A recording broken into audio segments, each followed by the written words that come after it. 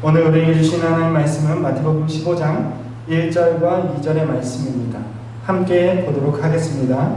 그때에 바리새인과 서기관들이 예루살렘으로부터 예수께 나와 이르되 당신의 제자들이 어찌하여 장로들의 전통을 범하나이까? 떡 먹을 때에 손을 씻지 아니하나이다. 아멘.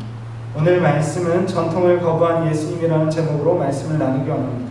여러분, 전통이라는 것은 우리가 지켜야 할 가치라고 생각합니다. 그래서 전통이라는 것은 대대에 이어나가는 것이 좋다라고 생각합니다.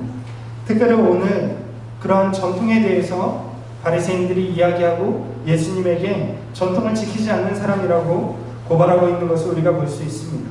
그러면 오늘 성경에서 이야기하는 전통이 무엇인지 먼저 생각해 보도록 하겠습니다. 여러분, 구약시대의 율법은 유대인들이 이집트를 나왔을 때에 앞으로 들어가게 될 가나안 땅에서의 생활을 위해서 주신 법입니다. 여러분, 가나안 땅에는 하나님께서 이스라엘 백성들을 들어가게 하셔서 하나님의 뜻대로 그 이스라엘 백성들이 가나안 땅에 살기를 원하셨습니다. 그래서 율법을 미리 모세에게 광야에서 주셨던 것입니다. 여러분, 역사를 보면 이스라엘 백성들이 가나안 땅에서 그들의 나라를 이루고 살아갈 때는 율법을 지키는 것이 어렵지 않았습니다. 그런데 후대에 이스라엘 백성들이 나라를 이방인들에게 빼앗기고 지중해 전역에 흩어져 살게 되면서부터는 이 율법을 지키기가 너무 어렵게 되었습니다. 특별히 이렇게 변한 시대적 상황에서 계명들을 지키기 위해서, 율법을 지키기 위해서 율법학자들의 해석이 발달하게 되었습니다. 성경에 기록된 율법이 있는데 그 율법을 적용시키기가 어렵게 되자 이 율법학자들의 해석을 통해서 사람들이 율법을 적용할 수 있게끔 이 해석이 발달하게 된 것이 바로 장로들의 전통이라는 것입니다. 이 장로의 전통은 당시에는 매우 엄격하게 지켜야 되는 것으로 간주되었습니다. 그리고 이 장로들의 전통 중에서도 정결에 관한 법에 있어서 더욱 엄격했습니다. 여러분, 정결에 관한 율법이 있습니다. 정결에 관한 율법은 간단합니다. 이스라엘 백성들은 하나님 앞에 나가서 성전에 나가서 제사를 드려야 했습니다. 그런데 아무나 제사를 드릴 수 있는 것이 아니라 정결한 사람, 부정하지 않은 사람만 제사를 드릴 수 있었습니다. 정결법은 바로 이러한 목적으로 세워진 법입니다. 누가 하나님 앞에 정결한 모습으로 나갈 수 있는가? 부정을 멀리하고 피하고 정결한 상태, 하나님께 제사 드릴 수 있는 상태를 유지하는 법이 바로 정결에 관한 법이었습니다. 그래서 정결에 관한 법을 보면 부정한 음식을 먹지 못하고 또 부정한 것에 접촉함으로써 부정하게 되는 일을 피해야 하는 것이 정결에 관한 법칙이었습니다.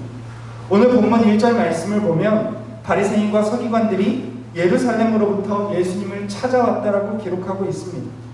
당시에 예루살렘에 있었던 바리새인들은 갈릴리에 있었던 바리새인들보다 훨씬 더 엄격했습니다. 정결에 관한 법칙, 모든 법칙에 있어서 더 엄격한 전통을 따르고 있었습니다. 그런데 예수님에 대한 소문이 갈릴리를 넘어서 예루살렘에도 이슈가 되고 예수님을 반대하는 자들이 예수님을 검증하기 위해 예루살렘으로부터 찾아오게 된 것입니다. 찾아온 바리새인과 서기관들은 손을 씻지 않고 음식을 먹는 제자들의 문제를 예수님께 지적했습니다. 장로들의 전통을 범하는 것이고 정결에 관한 법칙을 무시하는 행동이라고 이야기했습니다. 예루살렘에서 온 바리새인들은 제자들이 전통을 어긴다고 고발하고 있으나 여러분, 실상은 오병이어 사건에 대한 고발의 성격이 더 강합니다. 여러분, 오늘 마태복음 15장에 앞서 14장에서 우리는 오병이어의 사건에 대해서 살펴보았습니다. 오병이어의 사건이 어디에서 일어났습니까? 예수께서 빈들에서 보리떡 5개와 물고기 2마리를 가지고 5,000명이 넘는 사람들을 먹이셨습니다. 여러분, 빈들에는 물이 있겠습니까? 여러분, 예수님께서 오병이어로서 5,000명을 먹이실 때에 물이 없었습니다. 그 많은 사람들이 손을 씻지 않은 채 예수님께서 주시는 떡을 먹었던 것입니다. 여러분, 사실 이 오병이어의 기적은 말씀드렸던 것처럼 과거의 광야에서 내렸던 만나와도 같은 이적입니다. 하나님께서는 이스라엘 백성들이 40년 동안의 광야 생활 가운데서 만나를 공급해서 먹이셨습니다. 예수님께서도 빈들에서, 광야와 같은 빈들에서 이스라엘 백성들을 놀라운 이적의 방법으로서 먹이셨습니다. 오병이어의 사건은 하나님이 하시는 일을 예수님도 하신다는 것을 보여줍니다. 그래서 예수님이 하나님의 일을 하시는 하나님의 아들이라는 것을 증명하는 놀라운 이적입니다. 그런데 이 오병이어의 이적의 현장에 누가 있었습니까? 바리새인들도 있었던 것입니다. 그런데 이 오병이어의 현장에서 바리새인들은 무엇을 발견했습니까? 여러분, 사람들은 놀라운 이적을 보고 하나님의 아들임을 발견해야만 했습니다. 그런데 바리새인들은 하나님의 아들이신 예수님을 발견한 것이 아니라 율법을 어기고 있는, 장로들의 전통을 어기고 있는, 정확하게는 장로들의 전통을 어기고 있는 예수님을 발견한 것입니다. 바리새인들은 이미 예수님을 죽이려는 계획을 갖고 있었기 때문에 놀라운 이적의 현장에서도 예수님을 고발할 빌미만 찾았던 것입니다. 예수님을 믿지 않고 거부하기로 작정한 바리새인들은 하나님의 아들을 눈앞에 두고도 깨닫지 못했습니다. 자기들의 손 씻는 전통만을 예수님과 제자들에게 강요할 뿐이었습니다. 오병이어의 놀라운 은혜를 체험하고서도 손을 씻지 않았다는 이유로서 예수님을 전통을 거부하고 전통을 어기는 사람으로 고발하고 있었던 것입니다. 여러분, 이것이 바리새인들의 문제라는 것입니다. 당시에 이 손을 씻는 행위는 유대인의 의무로 여겨졌습니다. 이스라엘 백성들이 이방인들과 함께 살아야 했기 때문에 이방인에게 접촉하거나 또는 시체나 부정한 것을 접촉하면 그것을 다시 내가 부정해진 상태를 정결하게 돌려야 했습니다. 그런데 장로들은, 바리새인들은 손을 씻으면 정결해진다라고 이야기했던 것입니다. 그래서 식사 전에 손을 씻는 행위는 유대인의 의무로 여겨졌던 것입니다. 그런데 율법에 따르면 손을 씻는 행위는 딱 두 가지의 경우에만 요구되고 있습니다. 제사장이 제사의 직무를 행할 때, 또 제물을 먹을 때, 하나님께 바쳐진 제물을 먹을 때에는 반드시 손을 씻도록 되어 있습니다. 모든 일반 백성들이 밥을 먹을 때 손을 씻으라는 말은 성경 어디에도 없다라는 것입니다. 그런데 바리새인들은 식사 때에 손을 씻으라는 전통을 만들었습니다. 그래서 바리새인들은 부정으로부터 정결을 지키는 방법으로 손 씻기를 의무화했던 것입니다. 손을 씻으면 부정했던 모든 것에서 정결을 회복할 수 있다라고 가르쳤습니다. 그래서 손을 씻는 방법도 세세하게 규정했습니다.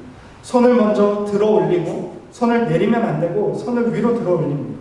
이 상태에서 물을 위에서 부어서 손목까지 물이 흘러내려야만 정결해진다라고 가르쳤습니다. 이게 손을 씻는 법칙입니다. 왜냐하면 손을 들어 올리는 까닭은 더럽혀진 물이 다시 손가락으로 흘러내리지 못하게 하려는 의도였습니다. 이러한 장로들의 전통에 대해서 예수님은 단호하게 거부하고 있는 것을 우리가 볼 수 있습니다. 장로의 전통이 하나님의 계명을 잘 지키도록 도와준다면 예수님도 거부할 이유가 없었을 것입니다. 그러나 장로들의 전통이 하나님의 계명을 어기도록 유도했기 때문에 예수님께서는 장로들의 전통에 대해서 명백하게 거부하고 있습니다. 여러분, 이런 예를 한번 생각해 보길 원합니다. 장로들의 전통이 있고 성경에 기록된 율법이 있습니다. 그러면 두 가지가 서로 대립할 때에, 둘 중에 한 가지만 지킬 수 있을 때에 무엇이 우선순위가 되어야 할까요? 기록된 하나님의 말씀, 성경의 말씀이 우선순위가 되어야 할까요? 아니면 장로들이, 바리새인들이 해석한 전통이 우선순위가 되어야 할까요? 우리는 당연히 기록된 하나님의 말씀이 우선순위가 되어야 한다고 생각합니다. 여러분, 그런데 바리새인들은 장로들의 전통이 기록된 성경보다 더 권위 있는 것으로 가르쳤습니다. 그래서 두 가지가 대립할 때에 장로들의 전통을 우선시해서 지켜야 된다라고 가르쳤던 것입니다. 여러분, 이것이 바리새인들의 결정적인 문제였습니다. 바리새인들은 하나님의 말씀보다 장로들의 해석의 권위를 더 높은 곳에 올려놓았던 것입니다. 기록된 하나님의 말씀보다 인간의 해석을 더 위에 놓은 것입니다. 여러분, 이것은 변질이며 하나님의 신앙을 버린 것입니다. 그런데 오늘날 기독교도 바리새인들의 생각과 유사하다는 느낌을 지을 수가 없습니다. 여러분, 오늘날에도 우리는 성경을 우리의 방식대로 내가 믿고 싶은 대로 해석하고 있지는 않습니다. 여러분, 그것은 기독교 신앙이 아니라는 것입니다.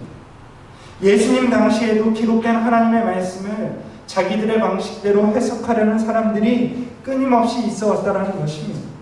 기록된 성경을 따르지 않는 것은 결국 하나님의 말씀을 따르지 않는 것입니다. 바리새인들은 예수님을 거부했습니다. 또한 마침내 산헤드린을 통해서 예수님을 십자가에 못 박아 죽였습니다. 왜 이런 일을 저질렀을까요? 바리새인들이 어째서 하나님의 아들이신 예수님을 십자가에 못 박도록 고발했습니까? 그것은 바리새인들이 자신들의 전통이 하나님의 말씀보다 더 높은 권위를 갖는다라는 사고방식에서부터 출발했던 것입니다.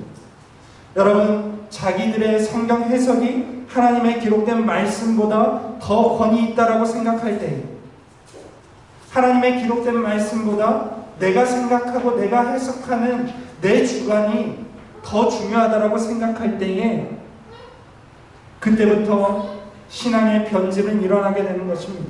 하나님을 하나님의 보좌에서 끌어내려서 자기보다 더 낮은 자리에 앉히는 것입니다. 결국 이러한 방식은 독생하신 하나님의 아들을 죽이는 결과를 초래하고 만 것입니다. 여러분, 우리는 얼마나 하나님의 말씀에 순종하고 있습니까? 내 생각, 나의 성경에 대한 편견, 내 방식을 주장하는 것은 불신앙입니다. 하나님은 내 권위에, 내 발 앞에 무릎 꿇리는 반역이 아닐 수가 없는 것입니다. 여러분, 우리에게 하나님의 말씀이 기준이 될 수 있기를 원합니다. 바리새인들은 자기들의 해석과 자기들의 전통이 기준이 되었습니다. 그러나 하나님의 말씀만이 우리의 모든 삶의 기준이 될 수 있기를 주님의 이름으로 축원을 드립니다. 하나님의 기록된 말씀 앞에 내 모든 권리와 권위를 내려놓고 순종하는 믿음의 신앙인들이 되시기를 주님의 이름으로 축원을 드립니다.